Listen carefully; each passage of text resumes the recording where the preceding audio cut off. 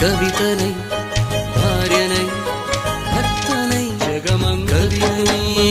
కవితనై భార్యనై భర్తనై జగమంగళనై మంచు ఎడారిలో సంసార సాగరిలో మంచు ఎడారిలో పన్నీటి జయ గీతాల జగమంగళనై జలపాతాల నాతో నేను అందిస్తూ నాతో నేనే రమిస్తూ ఒంటరినై అనవరతం కవింటున్నాను నిరంతరం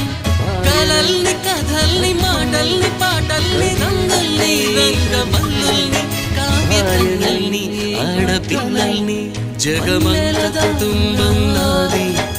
మంచు ఎడా